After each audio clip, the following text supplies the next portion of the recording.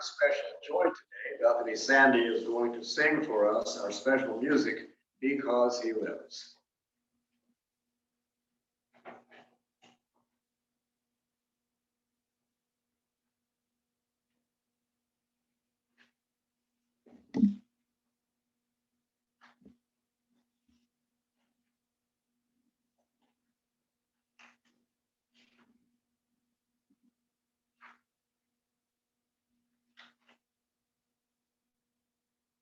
Very excited to sing with you guys today, for you guys today. I'm sorry I hadn't been at the church for a while, so I wasn't able to plan anything for Easter, but this is an Easter song too, so think of it as a week after Easter, Easter blessing.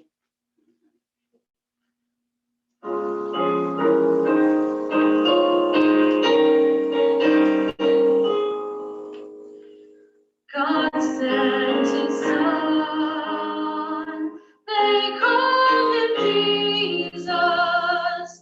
He came to love, heal and forgive. He lived and died to buy my pardon, and every grave is there to prove my Savior lives. Because He lives, I can face tomorrow. Because He lives, all fear is gone. Because I know He holds the future, and life is worth the living just because He lives. How sweet to hold a newborn baby and feel the pride and joy that gives. But greater still, the calm assurance this child can face uncertain days because He lives. Because He lives, I can face tomorrow. Because He lives, all fear is gone. Because I know He holds the future, and life is worth the living just because He lives. And then one day I'll cross the river, I'll fight life's fight, no more with pain. And then as death gives way to victory, I'll see the lights of glory, and I'll know He reigns. Because He lives, I can face tomorrow. Because He lives, all fear is gone. Because I know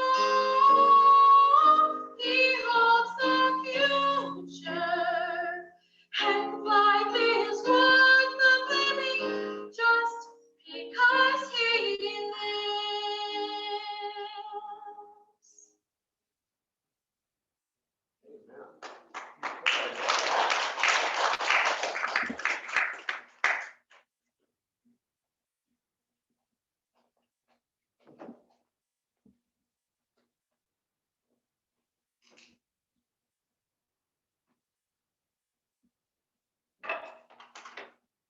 Sorry for that, Dave. Humor Sunday?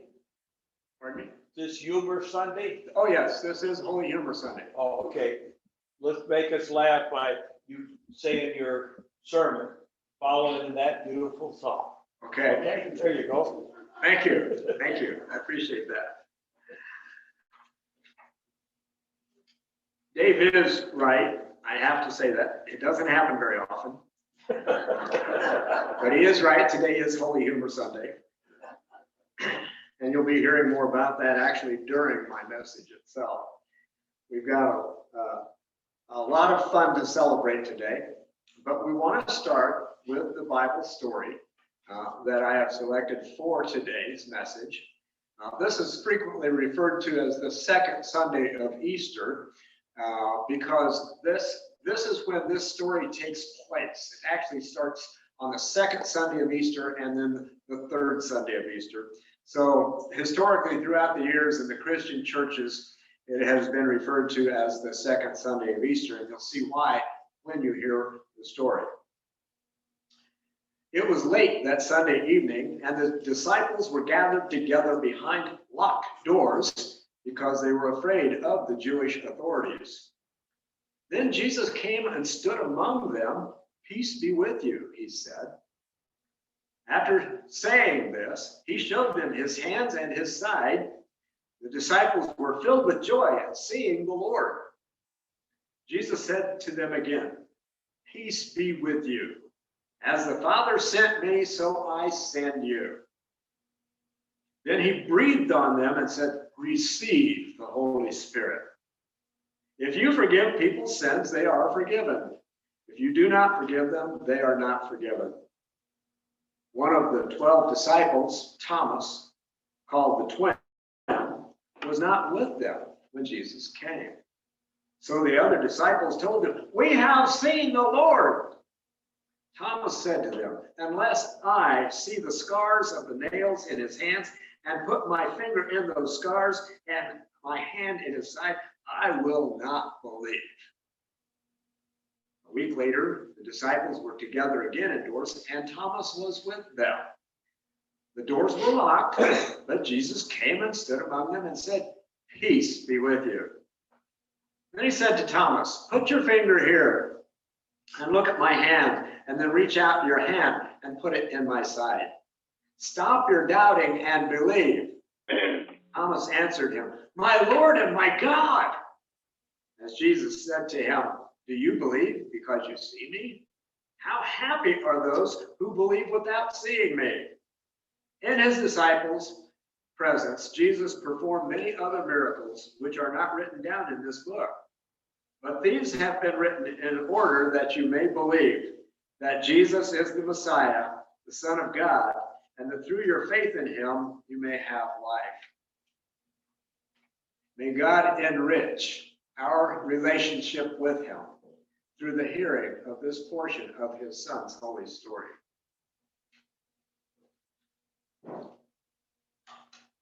I cannot even begin to count, even with the most expensive calculator in the world, I could not begin to count how many sermons have been preached from pulpits around the world on doubting Thomas in this particular scripture. Well, and what's a pastor supposed to preach on when you preach about doubting Thomas, except his doubts? Well, I'm not going to go there today because that's been done so much. Leave it, to be just that it said it in the Word, and we don't have to say any more about that. What I want to focus on today is the joy that was present. Let's look at those disciples that first Sunday before Jesus came in. What were they doing? They were huddled together in a private room by themselves with the doors locked because they were afraid of the Jewish authorities. The Jewish authorities knew who they were. They had observed these disciples walking with Jesus, listening as he taught parables in the stories, watching him work miracles. They knew these men they had targets on their back because of associating with this Jesus criminal that they had crucified the Sunday before. And so they were in hiding. Can't really say I blame them. So they had the doors locked. Then Jesus stood among them. How did he do that? Just, go through the walls? It's amazing that he could do that. Obviously, he was not just in the physical form that he had been living in for the first 33 years of his life.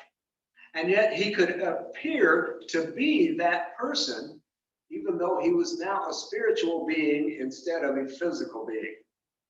Their joy was unexplainable. You can't describe the joy that they felt. They had seen him buried. They had seen him crucified. They saw him draw his last breath on the cross. They saw him buried. He was dead and gone, and yet here he was in their midst. I cannot even begin to imagine how much joy was in their hearts. And so it was that they were all excited when they told Thomas, "We have seen the Lord." But he wouldn't believe him until he saw it for himself. He must have been from Missouri, right? And yet when he saw Jesus, he believed. And what happened when he saw and believed? His heart was filled with joy.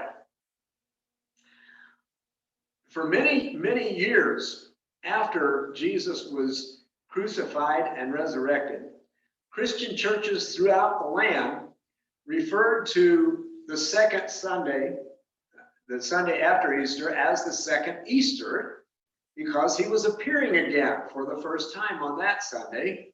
And they even called it Bright Sunday or Holy Humor Sunday. They used to make a big deal out of it. It was a special day. They would even have potluck luncheons to celebrate. And by the way, you know, a person by the name of Rissus Paschalis in the Easter Laugh said this: the Sunday following Easter was known as Bright Sunday, Laughter Sunday, or Holy Humor Sunday. The custom was rooted in the musings of early church theologians that God had played a practical joke on the devil by raising Jesus from the dead. So that makes this a very special Sunday. Absolutely a special Sunday. Oh, and you know what? Since it is a very special Sunday, I probably should wear my robe. You know, I don't usually wear my robe except for very, very special Sundays, a very special, but I forgot to left it in my office. So I'll be right back. I can still keep talking to you because I've got this portable wireless microphone, but I really feel like I need to have my robe on because it is such a special Sunday. I should be preaching in my robe.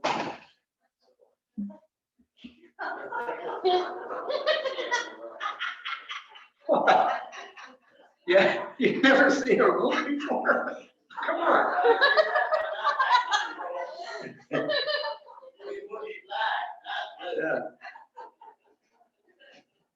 Now I can't get the darn thing. Why are you trying to get us to go to sleep? If you can go to sleep with that much laughter going on.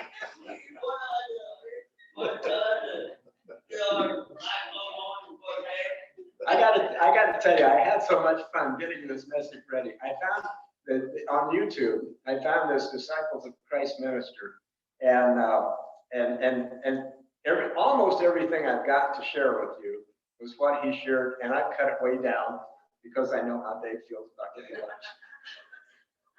One of the things that he said in the beginning of his message was that he had heard on National Public Radio that medical science has determined that one of the most important functions in our brain function is something called elasticity, which makes the brain flexible. And it gives a person the ability to remain calm in pressure situations. It gives the person the ability to listen and talk and communicate with others and work through to find solutions in difficult problems. This elasticity or flexibility is extremely important for human beings to interact with each other. And one of the most important factors in this elasticity of the brain is humor.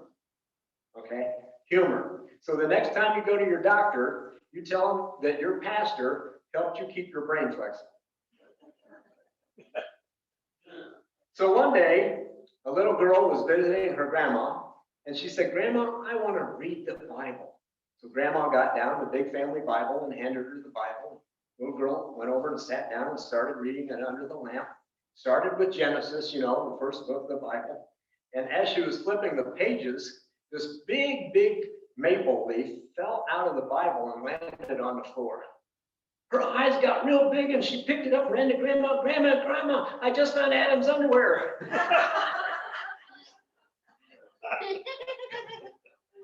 Later that day, Grandma asked her to get a can of soup out of the pantry. Oh, but Grandma, it's dark in the pantry and I'm afraid to go in there. Oh, child, you don't have to be afraid of the dark.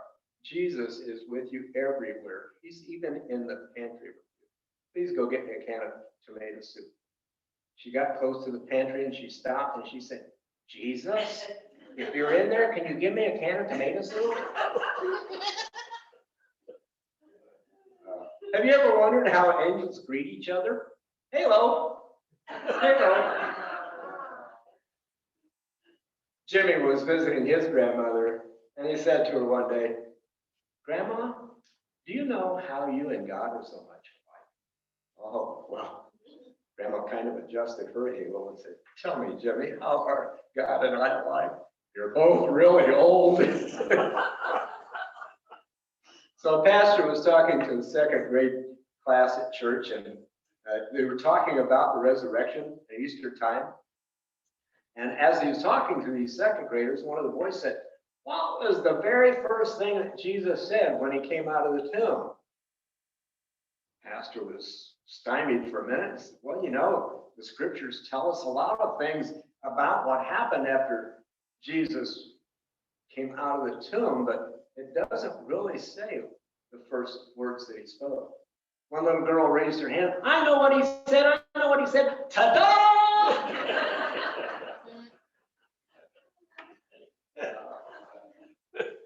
So, you know, one Sunday morning after the preacher had preached a long and boring sermon now. Okay, don't get carried away here.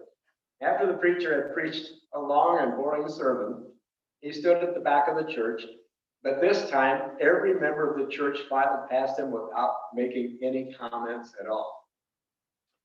Towards the end of the line came Madge. Madge was a sweet elderly lady that always had some kind of compliment for the pastor on his sermon. She said, you know, Pastor, today your sermon reminded me of the peace of God and the love of God. Oh, well, thank you so much, Madge. No one has ever said that to me before. Tell me more. Tell me why it reminded you of the peace of God and the love of God. Well, Pastor, it reminded me of the peace of God because it passed all human understanding. And it reminded me of the love of God because it endured forever.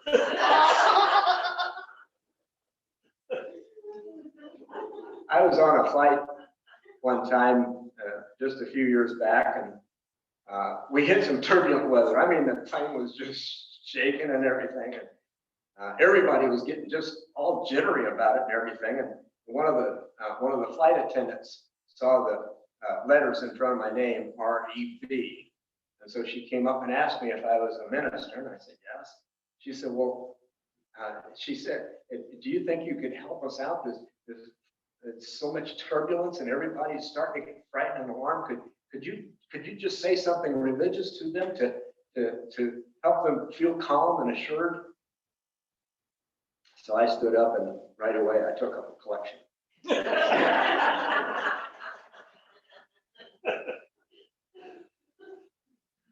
One Sunday during church, actually every Sunday during church, this one particular pastor, he would stand up and very ceremoniously and regally take off his watch and place it in view on his pulpit before he started preaching. Wouldn't say a word about it.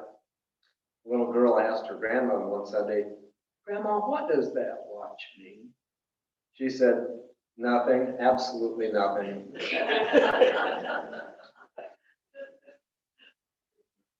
Three people were standing at one of those observation points that overlook the Grand Canyon at one of its most panoramic views. A pastor, an artist, and a cowboy. And each in their own turn spoke about the enormous sight that they were beholding for the first time. The artist said, oh, what a beautiful scene to paint. The pastor said, Oh, what a wonderful example of God's handiwork. the cowboy looked and said, what a terrible place to lose a cow.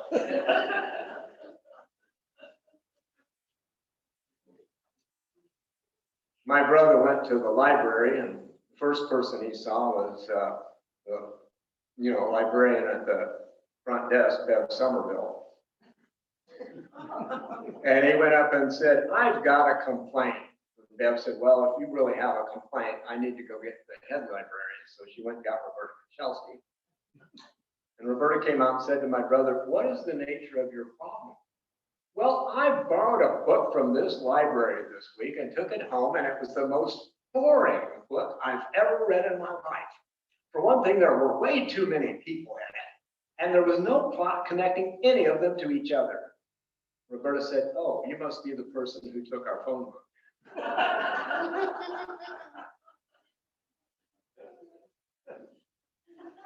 So one Sunday at this large church, the pastor stood up and after the message, and he said, does anybody want to come forward and give a testimony of their gratitude for prayers that were answered? This lady got up, came from the back, and she said, my name is Susan Smith, and this is our first Sunday to visit your church, and I'm so glad that you have this opportunity for me to express my gratitude for answered prayer. You see, 2 months ago, my husband, Tom, was riding his bicycle, and there was a terrible accident. It was so horrible. His scrotum was crushed. And you could just hear the men in the congregation, oh, no. She said, we didn't know if the doctors could do anything for him. It was so painful. He couldn't hold me. He couldn't hold our children. And the doctors just didn't know for sure if they could help. But we prayed, and the doctors were able to perform a very delicate operation. They actually pieced together all the remnants of his scrotum and then wrapped wire around it to hold it in place. And all the men are still groaning. She said, but thanks be to God, the doctors are sure that his scrotum will recover completely. Oh, everybody was clapping, and the pastor stood up and said, oh, praise be to God. Does anybody else have anything to say? A gentleman got up, walked forward quietly. He said, my name is Tom Smith, and I just have something to say to my wife. The word is sternum, sternum.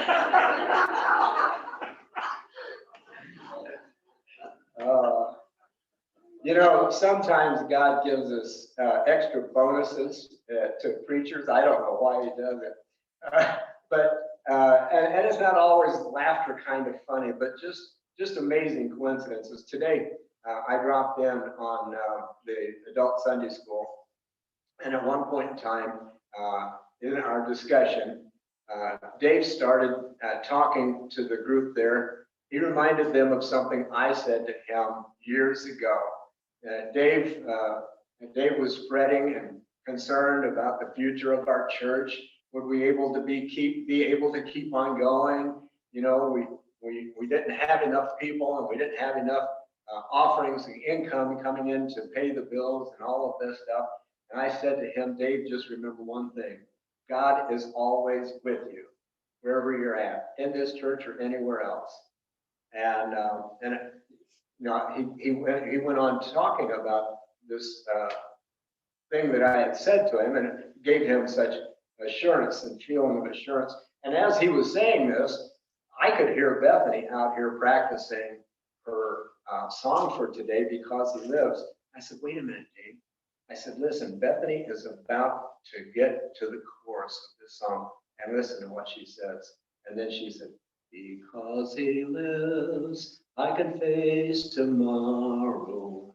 Because he lives, all fear is gone. It was just perfect timing for her to be singing that as Dave was talking about that.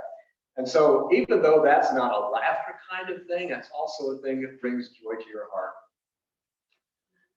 And Diane and I were at Walmart recently, and looking at books.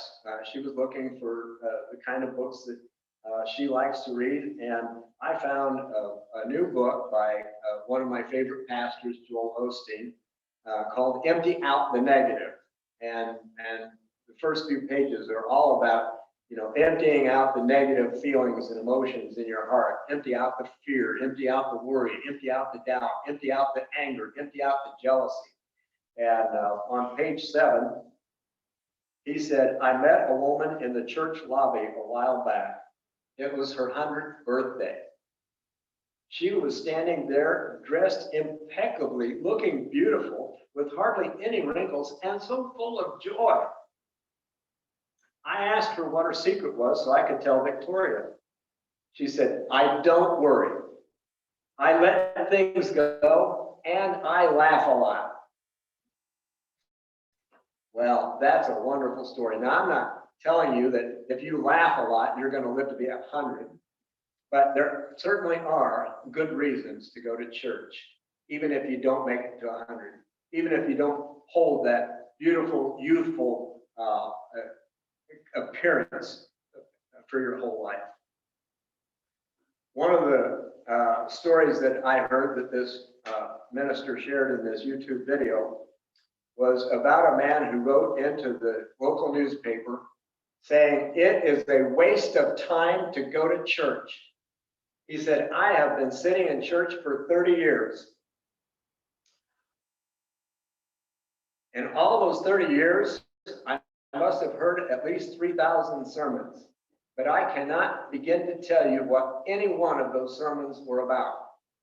It was a waste of the preacher's time to preach, and it was a waste of my time to listen. Well, you might imagine that set off a firestorm of letters, many letters coming in defending the pastor preaching, many letters writing in agreeing with this disgruntled Christian. Finally, one letter arrived and it said, I've been married to the same woman for 30 years. And in that 30 years, she has prepared approximately 32,000 meals for me. For the life of me, I cannot begin to tell you the menu of any one of those meals, but I can tell you this. Every meal she fed me gave me the nourishment and the strength to face each day. And if she had not fed me those meals, I would be dead today. There were no more letters that came in. Finally, I want to close with this story about a man who, finished his life here on earth, and as he was approaching the pearly gates, St. Peter met him and said, well, here's how it works, Barney. In order to come in, you tell me what you've done with your life, and everything you've done with your life gets you a certain amount of points. And it takes 100 points. All you have to do is reach 100 points, and you can come on in. Well, Charlie thought, oh, Barney thought, this should be no problem. He starts out with, I have attended church my whole life and never missed a Sunday. Wow, St. Peter, that's amazing. That's absolutely fantastic. You get 2 points for that. Oh, 2 points. You got anything else? Well, I've served as a deacon. I've served as an elder. I've taken communions to shut-ins. I've visited folks in the hospital. And I've visited people in prison and shared the news with them. St. Peter said, that's fabulous. You get 5 more points. 5 more points. My goodness. Well, he said, I was married to the same woman for 50 years and I never cheated her, not even in my heart. Oh, God bless you, son. That is something. You get 10 more points for that. That guy's thinking, oh man, at this rate, the only way I'll get in is by the grace of God. And St. Peter said, come on in. Joanne, I can't take it anymore.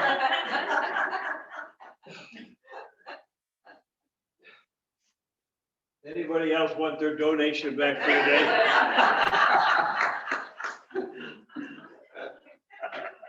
On that note, I'm going to say that I hope you have enjoyed Holy Communion as much as I have. And, well, thank you. Thank you for that. And so it is, though, that we've come to the close of our message today, and it's time soon for us to be singing our hymn of invitation. Before we stand and sing, He Touched Me, I wanted to just say that if there's anybody here that hasn't received Jesus yet, I'm sure you all have, but if there is anybody that hasn't invited Jesus into your heart, you can do that while we're singing a song. It's just easy. Just say, Jesus, come into my heart. I want to follow you. I want to be your disciple. And you can come forward and let us know that, and we will receive you, make arrangements for your baptism if you're baptized already. But if you're baptized already and looking for a church home, you can come forward and we will receive you into our fellowship. If there's anybody on YouTube later or on Facebook that catches this message, and if you're thinking about giving your life to God, if you've got questions, just call and leave a message on our church phone. It's 309-699-8631. If I'm not there to answer, leave a message and I'll call you back, because I would certainly love to talk to you about getting you more connected to God. And if it turns out that you come and visit us, if it turns out that we're not the right church for you, we would be happy to do everything we can to help you find a church that meets your needs and where you will be a tremendous blessing. Come, let us stand and sing He Touched Me on page 564.